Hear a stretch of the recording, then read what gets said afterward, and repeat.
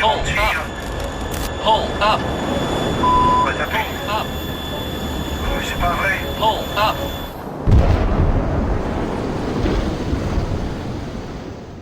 How was it possible that a wide-body aircraft could go missing flying across the Atlantic Ocean with both engines running for 2 whole years? Stay tuned until the end to hear the shocking thing that happened to all the passengers on board. The year was 2009, June 2009. The flight was scheduled from Rio de Janeiro, Brazil to Paris, France. As the flight time duration was 12 hours and 45 minutes, there were 3 pilots involved. This is so that the pilots can take turns to rest. The 3 pilots consists of 1 captain and 2 first officers. The captain was 58 years old with 11,000 hours under his belt, with 1,700 hours on the A330. The first officer was 32 years old with 3,000 flight hours and 800 hours on the A330.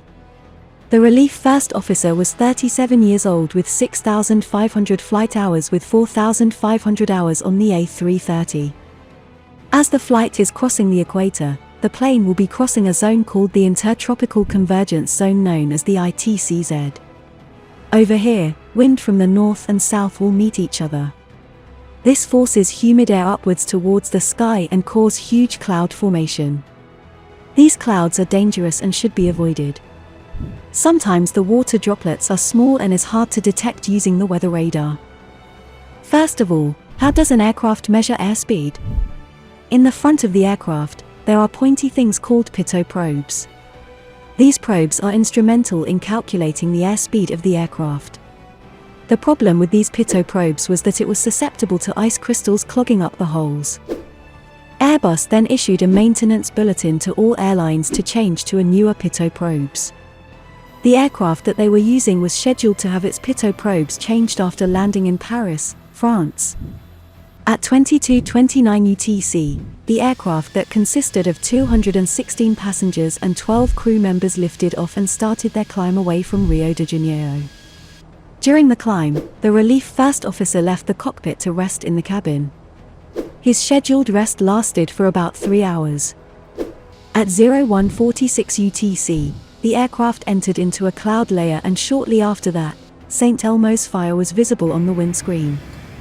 St. Elmo's fire are electrostatic discharge which are normally present during thunderstorms. This happens when there is a high voltage differential between the air and the aeroplane.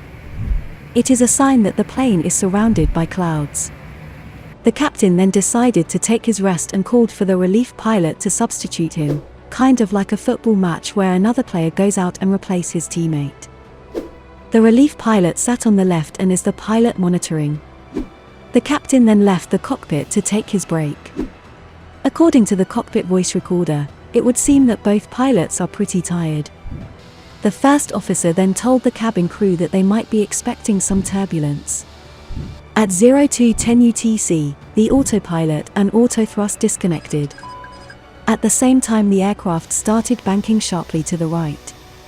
The first officer shouted, I have control. As the aircraft continued banking right, the indicated airspeed on the captain's primary flight display and the standby indicator suddenly dropped from 275 knots to 60 knots.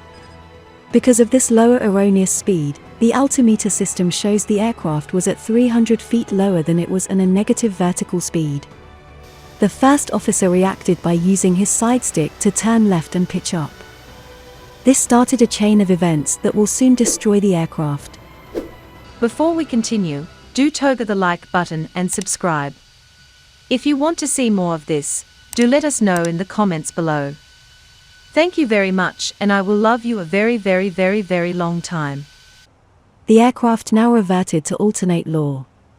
To know what this is, do check out this video here. In essence, the flight controls are more sensitive in alternate law. The first officer started overcorrecting, turning right and then left and then back again. 11 seconds after the autopilot disconnected, the aircraft pitch has reached 11 degrees nose up and the first officer was still turning max left and max right on the side stick.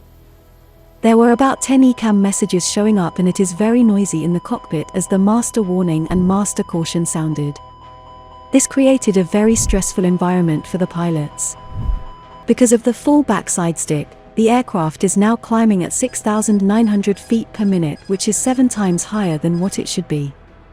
The possible reason the first officer was pitching up was because he did not perform the memory item of turning off the flight directors, after experiencing unreliable airspeed. This unreliable speed indication was caused by the icing that accumulated in the pitot probes. The relief pilot prompted the first officer to pitch down.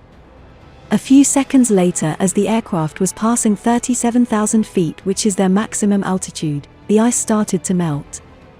The airspeed indications came back, showing a speed of 223 knots. The relief pilot called the captain at the back in order for him to return to the cockpit. He also turned the attitude heading and air data selector to first officer on 3 on the pedestal. This was not part of the ECAM actions.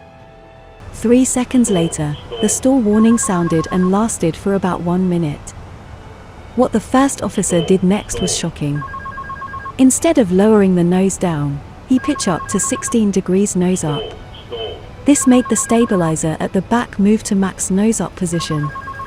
The aircraft started buffeting violently, indicating a stall.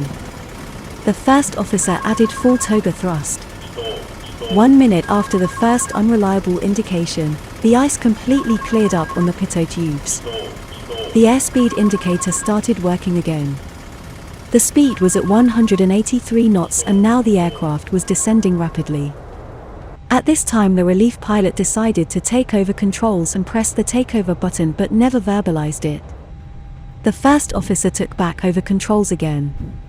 At this time the aircraft was descending at 10,000 feet per minute and angle of attack was close to 40 degrees up. Because of this high angle of attack, the air that was hitting the pitot probes and static ports caused the pressure to be the same. Once again the speed indication disappears as the computer is unable to calculate under those extreme conditions. As the speed reaches 30 knots, the stall warning was silenced and the captain came into the cockpit. The captain was greeted with severe buffeting, multiple ECAM warnings and a high rate of descent. As the nose started pitching down, the airspeed started increasing and the stall warning came back up. This was because now there is a valid speed indication that the computer can calculate. This is very confusing for the pilots. When they pitched down, the stall warning came on. When they pitch up, the stall warning disappeared. The first officer might be thinking he was overspeeding and decided to use the speed brakes. The other pilots told him to stow it. By now all 3 pilots are very confused at what was happening. Passing 10,000 feet, the relief pilot took over controls but the first officer was still using his side stick. As the relief pilot was pitching down, the first officer was pitching up, so both actions cancel each other out. The captain suddenly realized that the first officer has been pitching up all these while. He kept shouting and saying that they were pitching up. But then the relief pilot changed his mind and decided to pitch up as they were fast approaching the ocean. The aircraft now is falling vertically at a speed of more than 100 knots. The EGPWS pull-up and stall warning was sounding and then the first officer pressed the takeover push button and pitched full up.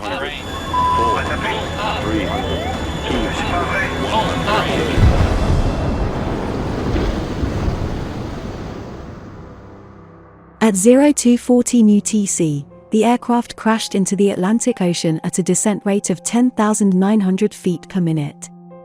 All 228 people died instantly. The force that they were experiencing on their bodies was equivalent to jumping off the 50th floor of a building. Because of the crash that happened in the middle of the ocean, it took authorities 2 years to find the wreckage. When the final report came out based on the flight data recorder and cockpit voice recorder, they concluded that it was the ice crystals formed on the pitot tubes that cause unreliable speed. This led to a series of confusing actions done by the pilots which led to a stall. This led to a revamp on pilot training which now includes Jet Upset Recovery Procedures or UPRT for short.